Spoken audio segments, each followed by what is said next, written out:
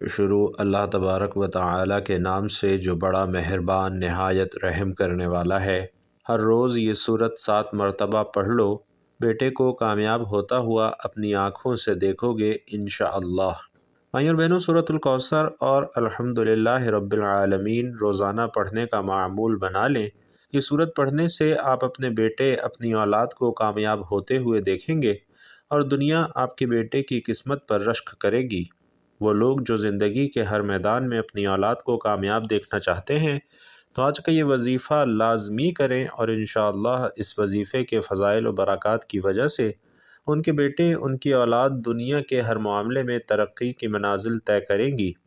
ناظرین، یہ اتنا تیز وظیفہ ہے کہ 2 منٹ میں اثر کرتا ہے۔ یہ وظیفہ زندگی کے ہر مسئلے کے حل کے لیے کافی ہے۔ اگر کامیاب زندگی گزارنا چاہتے ہیں تو اس وظیفے کو لازمی کریں۔ وہ لوگ جو دنیا کے تمام مسائل سے تنگ آ چکے ہیں اور اپنی اولاد کی وجہ سے بہت زیادہ پریشانی کا شکار ہیں، وہ دنیا جہان کے تمام کام چھوڑ کر یہ وظیفہ لازمی کریں۔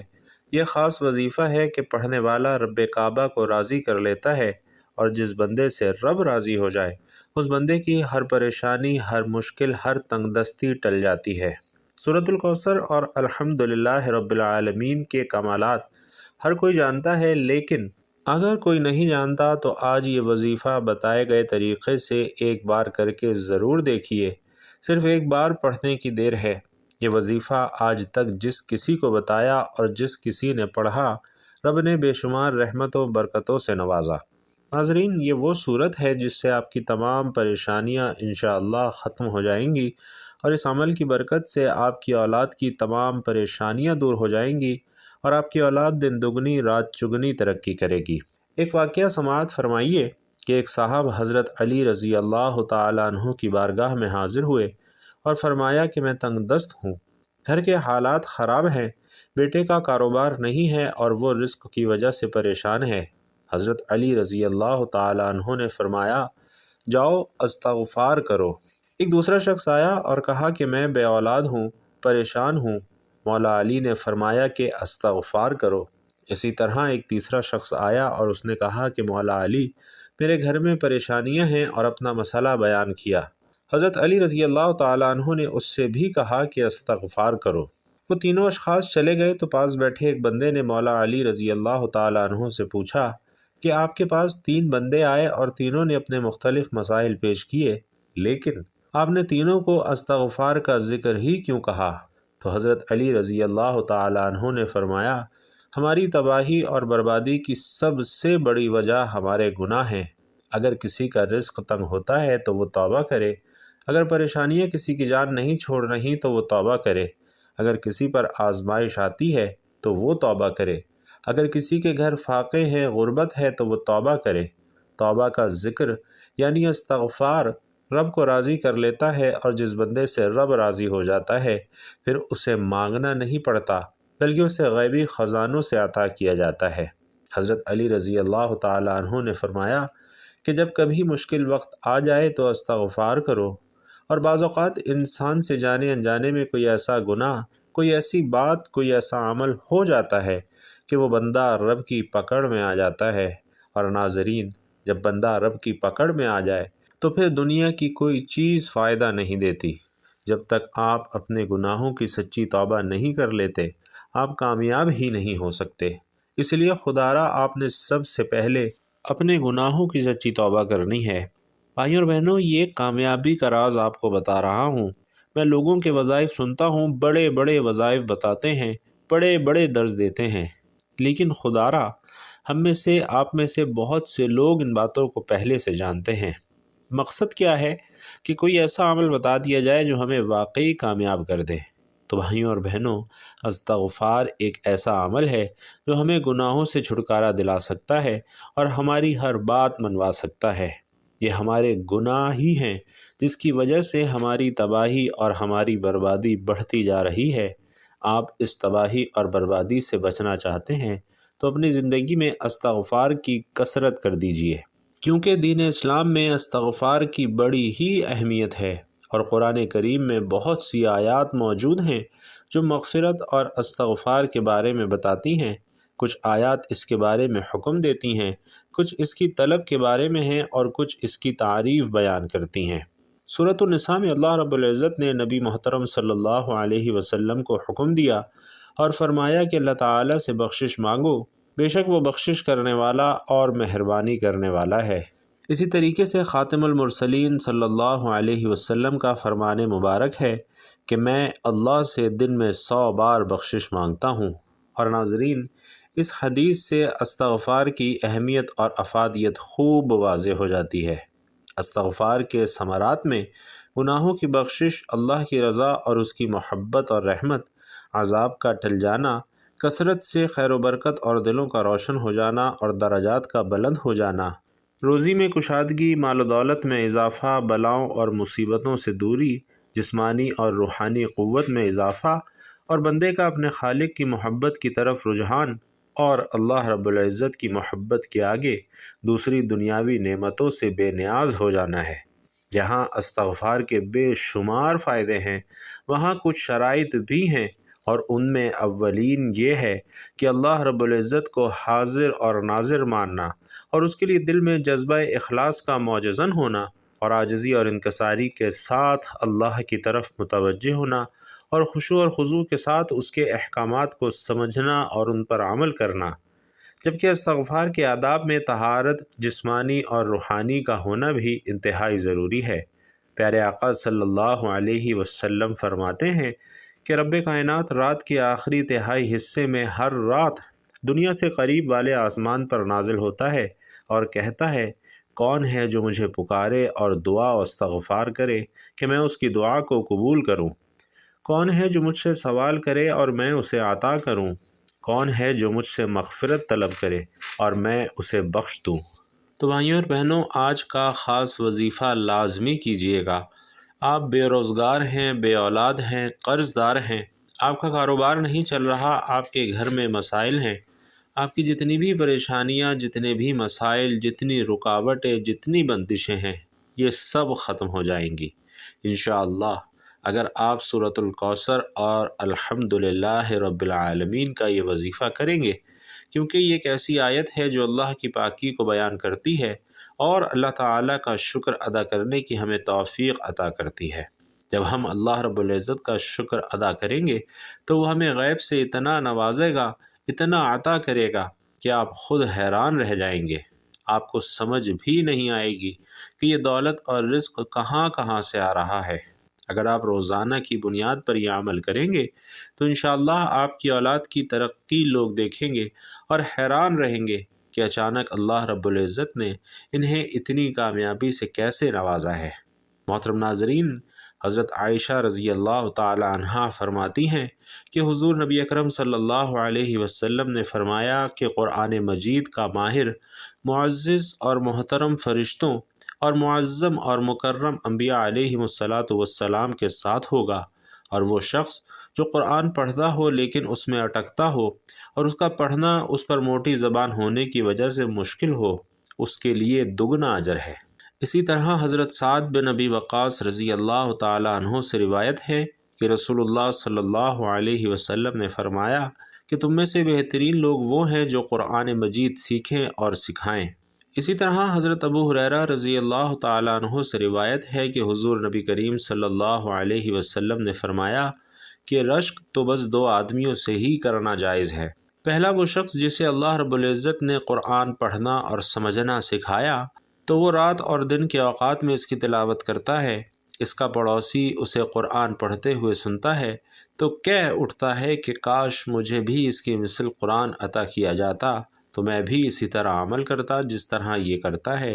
اور دوسرا وہ شخص جسے اللہ رب العزت نے مال بخشا ہے اور وہ اسے اللہ کی راہ میں صرف کرتا ہے، دوسرا شخص اسے دیکھ کر کہتا ہے کاش مجھے بھی اتنا مال ملتا جتنا اسے ملا ہے تو میں بھی اسی طرح عمل کرتا جس طرح یہ کرتا ہے۔ ناظرین، اولاد کی کامیابی میں ہی والدین کی خوشی ہے۔ اس میں کوئی شک و شبہ نہیں کہ ایک باپ اپنے اولاد کے لیے اپنی زندگی تک قربان کر دیتا ہے، بلکہ اگر یہ کہوں کہ اپنی خوشیاں ہی قربان کر کے خوشیاں حاصل کرتا ہے تو یہ غلط نہیں ہوگا۔ اگر معاشرے میں دیکھیں تو ہر ماں باپ کی خواہش ہے کہ اس کا بیٹا یا بیٹی پڑھ لکھ کر بڑا بنے اور ماں باپ کا نام روشن کرے، مگر ضروری نہیں کہ ایسا ہو بھی، لیکن بحیثیت والدین ہمیں اچھے کی امید رکھنی چاہیے۔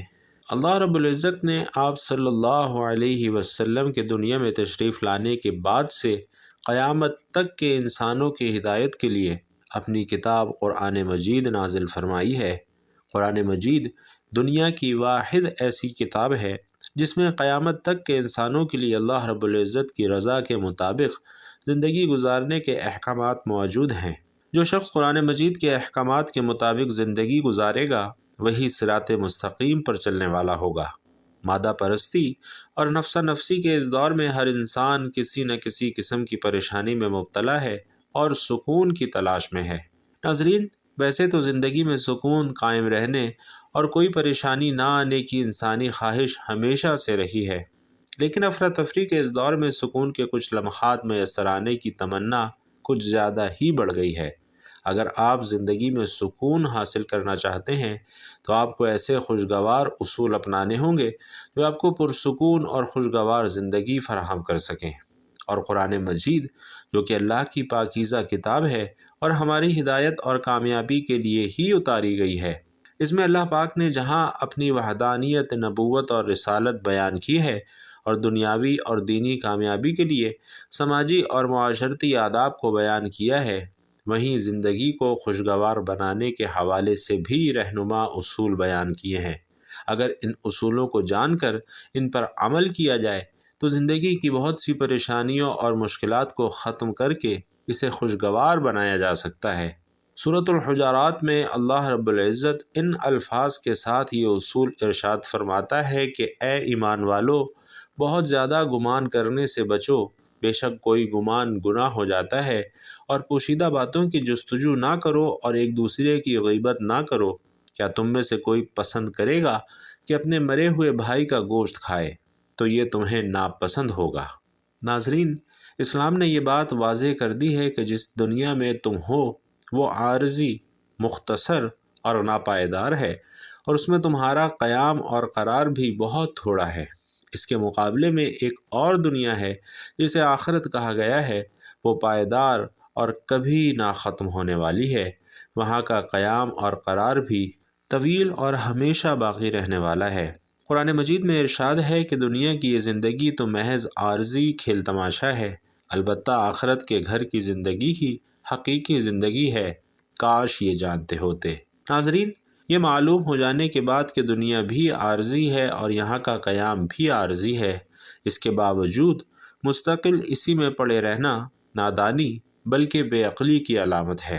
انسان خوب جانتا ہے کہ اسے موت آ کر رہے گی اور پر بھرک میں اس کے خواہشات کا خاتمہ ہو جائے گا، دنیا چھوٹ جائے گی اور دنیا والے اس سے بچھڑ جائیں گے، مگر اس کے باوجود وہ غیر ضروری کاموں میں الجھا رہتا ہے۔ کامیاب زندگی کے لیے ضروری ہے کہ مختصر وقت کو کام میں لایا جائے اور پل پل اس کی حفاظت کی جائے۔ آخرت ہمیشگی کی جگہ ہے اور وہاں کی زندگی دائمی ہے، تو ہوش مندی کا تقاضا بھی یہ ہے کہ اپنی پوری توجہ اور فکر اسی کی طرف منتقل کرے اور اس کے حصول کے لیے اس دنیاوی زندگی کا استعمال کرے۔ قرآن مجید میں آخرت کی دائمی زندگی کو واضح الفاظ میں بیان کیا گیا ہے اور اس کی طرف توجہ دلاتے ہوئے اس کی فکر کرنے کی ترغیب دی گئی ہے۔ ناظرین، اس زندگی کو کامیاب بنانے کا نسخہ خدا کی بندگی اور اس کی فرما برداری میں ہی پوشیدہ ہے۔ اس سے جہاں دنیاوی زندگی درست ہوتی ہے اور سکون و اطمینان کا باعث بنتی ہے، وہیں آخرت کی کامیابی اور وہاں کی دائمی زندگی کی خوشیاں بھی حاصل ہوتی ہیں، اور اس کا احساس یہاں کی زندگی میں تازگی اور مسرت پیدا کرتا ہے۔ مگر بہت سے لوگ اب بھی آخرت سے غافل ہو کر دنیاوی زندگی میں الجھے ہوئے ہیں اور حقیر دنیا کے پیچھے پڑے ہوئے ہیں۔ قرآن مجید نے لوگوں کو جو آخرت سے غافل ہو کر دنیا سے چمڑ جاتے ہیں اور اپنی غفلت سے باخبر ہونا ہی نہیں چاہتے، ان پر افسوس کا اظہار کیا ہے اور ان سے پوچھا ہے کہ کیا تم آخرت کے مقابلے میں دنیاوی زندگی پر راضی ہو چکے ہو؟ اگر ایسا ہے تو یاد رکھو کہ دنیاوی زندگی کا مزہ آخرت کے مقابلے میں کچھ بھی نہیں مگر تھوڑا ہے۔ پیارے آقا صلی اللہ علیہ وسلم نے تعلیم دی ہے کہ انسان زیادہ کی فکر نہ کرے بلکہ کم سے کم چیزوں پر قناعت کرے، کیونکہ دنیا اس کے لیے مسافر خانہ ہے اور مسافر اتنا ہی سامان اپنے ساتھ رکھتا ہے جتنے کی ضرورت ہوتی ہے۔ حضرت عبداللہ بن عمر رضی اللہ تعالیٰ عنہ فرماتے ہیں کہ ایک دن آپ علیہ السلام نے میرا کندھا پکڑ کر فرمایا، دیکھو دنیا میں ایسے رہو گویا تم اجنبی ہو یا راستہ چلنے والے مسافر ہو۔ ناظرین، اگر انسان غور و فکر سے کام لے، اسلامی اصولوں اور سیرت نبوی صلی اللہ علیہ وسلم کے مطابق زندگی گزارنے لگے تو اسے قدم قدم پر محسوس ہوگا کہ زندگی تو کس قدر سہل اور آسان ہے، سادگی میں ہی عافیت ہے اور بیجا تکلفات میں تکلیف ہے۔ انسان پر تکلیف آتی نہیں بلکہ وہ خود لاتا ہے۔ انسان چاہے تو بہت کم خرچ میں اپنی ضروریات کی تکمیل کر سکتا ہے اور بقیہ کو دوسروں کی خدمت میں صرف کر سکتا ہے۔ در حقیقت جینا بھی اسی کا نام ہے کہ جو دوسروں کے لیے ہو۔ انسان چاہے تو جسمانی اور ذہنی تھکاوٹ اور دیگر پریشانیوں سے خود کو دور رکھ سکتا ہے، مگر اس کے لیے اسے کفایت شعاری، سادگی اور بقدر ضرورت پر عمل کرنا پڑے گا، جیسا کہ اس وقت بہت سے لوگ کرتے ہوئے دکھائی دے رہے ہیں۔ اگر ہم زندگی میں سکون اور اطمینان چاہتے ہیں اور بقیہ زندگی کو پربہار بنانے کا ارادہ رکھتے ہیں تو قرآنی اور نبوی نسخے پر عمل کرنا ہوگا۔ اسی کے ساتھ ساتھ بھائیوں اور بہنوں، آپ نے یہ وظیفہ اپنی زندگی کا معمول بنانا ہے۔ آپ یہ وظیفہ کسی بھی نماز کے بعد پڑھ سکتے ہیں۔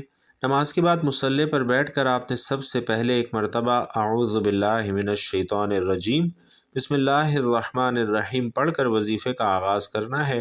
اس کے بعد نبی اکرم صلی اللہ علیہ وسلم کی ذات اقدس پر 3 مرتبہ درود پاک کا نذرانہ پیش کرنا ہے۔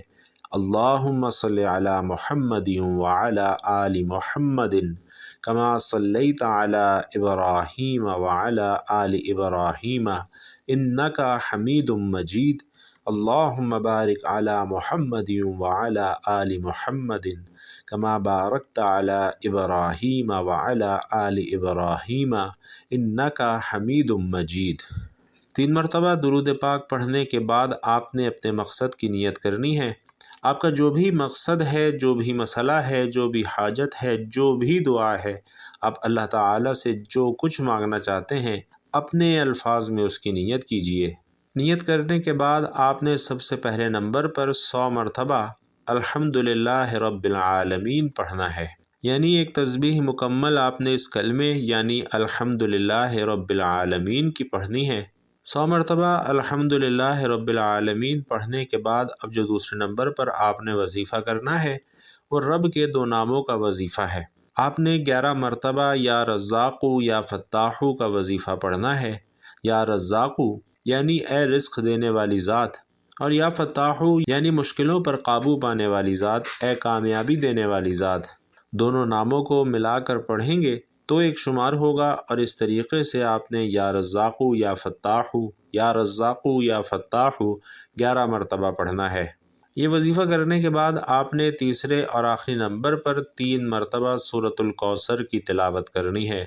بسم اللہ الرحمن الرحیم انا اعطیناک الکوثر فصل لربک وانحر ان شانئک هو الابتر، اور 3 مرتبہ سورۃ الکوثر کی تلاوت کرنے کے بعد آپ نے دوبارہ 3 مرتبہ درود پاک پڑھ کر یہ وظیفہ مکمل کر لینا ہے۔ اس کے بعد بھائیوں اور بہنوں، آپ نے دونوں ہاتھ اٹھا کر اللہ رب العزت سے اپنے الفاظ میں دعا مانگنی ہے۔ یقین کیجئے یہ وظیفہ کرنے سے آپ کی جو بھی پریشانی ہوگی وہ بھی دور ہوگی، اور اللہ رب العزت آپ کی اولاد کو اتنا نوازے گا، اتنا کامیاب کرے گا کہ دنیا دیکھتی رہ جائے گی۔ آپ کے اوپر جو بھی رکاوٹیں اور بندشیں ہوں گی انشاءاللہ وہ بھی اس وظیفے کی برکت سے ہٹ جائیں گی، اور آپ پر رحمتوں اور برکتوں کی خوب برسات ہوگی۔ سورۃ الکوثر سے آپ کے گھر کے حالات بدل جائیں گے، بے سکونی، بے برکتی کا ہمیشہ کے لیے خاتمہ ہو جائے گا انشاءاللہ۔ تو بھائی اور بہنوں، آج کا وظیفہ نہایت ہی آسان اور مختصر مگر انتہائی طاقتور ہے۔ آپ نے اپنی زندگی میں اس وظیفے کو لازمی شامل کرنا ہے۔ اللہ رب العزت سے دعا ہے کہ ہم سب کو نیکی کی بات سننے، سمجھنے اور اس پر عمل کرنے کی طاقت اور توفیق مرحمت فرمائے۔ میرا سنانا اور آپ کا سننا اپنی بارگاہ میں قبول و منظور فرمائے۔ آمین یا رب العالمین۔ بھائیوں اور بہنوں، آخر میں آپ سے گزارش ہے کہ اگر بیان اچھا لگا ہو، دین کی باتیں سمجھ آئی ہوں تو کمنٹ باکس میں ایک مرتبہ صدق دل سے سبحان اللہ ضرور لکھ دیجئے گا۔ اللہ تبارک و تعالی آپ سب کا حامی و ناصر ہو، آمین یا رب العالمین۔